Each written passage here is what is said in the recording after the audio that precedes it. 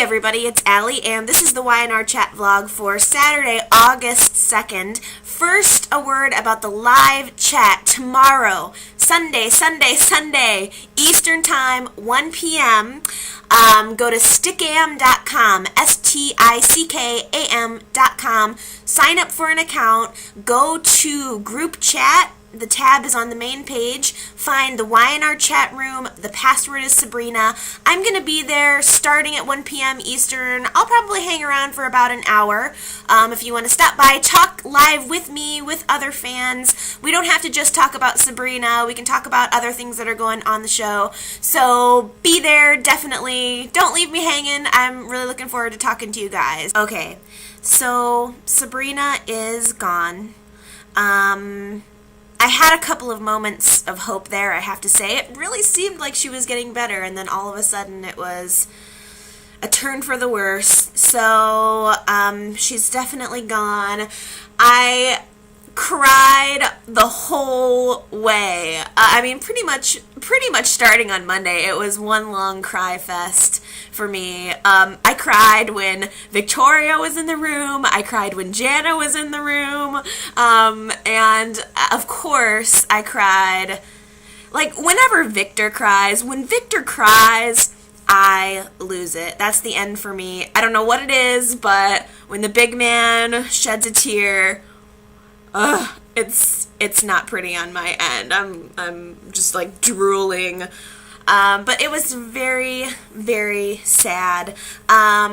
So we know that there's really no hope for Sabrina. I know there are some people out there that are kind of wondering if there might be some different ways to bring her back on the show. I don't see it happening. It seems like the actress is just gone. I'm bummed about it too. I guess the only thing that I can think to do, though, is just to kind of accept it and move on. I just really don't see it happening. But the question I'm wondering is David really dead? I mentioned in one of my earlier vlogs that we didn't see a body. So is it possible? And it's weird that, like, it would have been a suicide mission for the driver. Something feels up there. I don't know what the motive exactly would be, but it is possible, I think, that somehow David Chow might have survived this.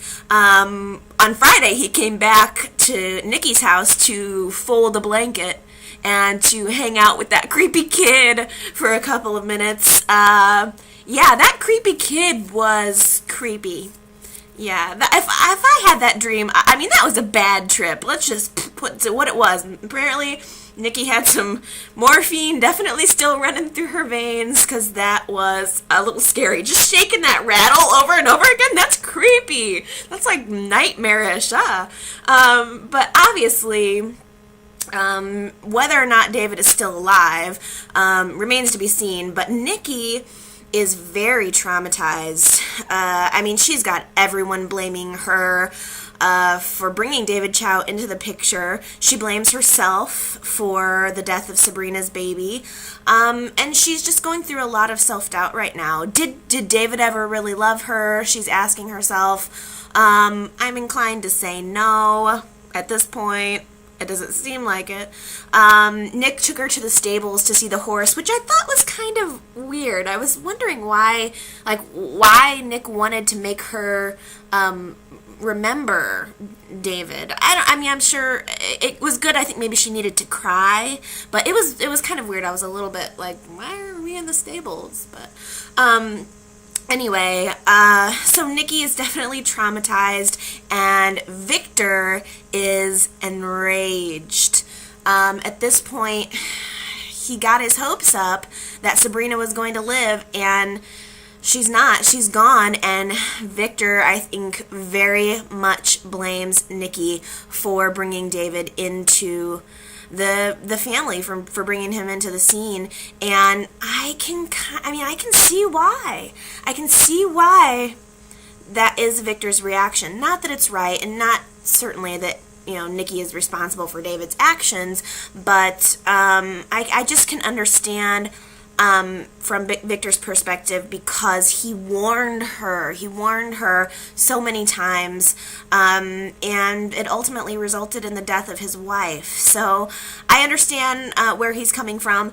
If you watch the show, the U.S. show that aired, in the U.S. on Friday, there was, the Next on YNR showed Nikki saying, she made the comment that when he's done hurting himself, he'll hurt, no, I'm sorry, I messed that up. She said, when he's done hurting us, he'll hurt himself. And I thought that was a really strange comment, because we know that Victor's really angry at the family, and Nikki's somehow, she's kind of implying that he's going to internalize it, that he's going to hurt himself somehow. I don't know, I don't know that necessarily means physically or anything. I was thinking it was more of a, maybe he'd start, I don't know, I mean, has Victor ever had a drinking issue? I don't remember Victor ever having a drinking issue, but something, I don't know, some other way for Victor to cope, because at this point, I mean, he's so angry, he wants vengeance. I mean, certainly I think he is going to do what he can to find Walter, whoever it was that is responsible for hitting the car, but I don't know what Victor is going to do. There is a lot of I don't know, a lot of outstanding questions. We'll see where that heads. But while Victor has been mourning, other people are mourning. We had, as I said, Jana in the room, which I thought was kind of nice. She put the necklace in Sabrina's hand, and that was sweet.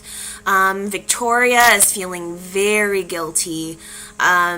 And in retrospect on that situation, I guess just looking at it now, I really think that it was jealousy that made Victoria so unsupportive of Victor and Sabrina's relationship. In a way, I can see that, she had these two people, her father, who has always doted the, ultimate amount of attention on her, and her best friend, who she obviously had this really close relationship with. I think she didn't want them to get together in a way, because those two people were supposed to be focusing on her and her life.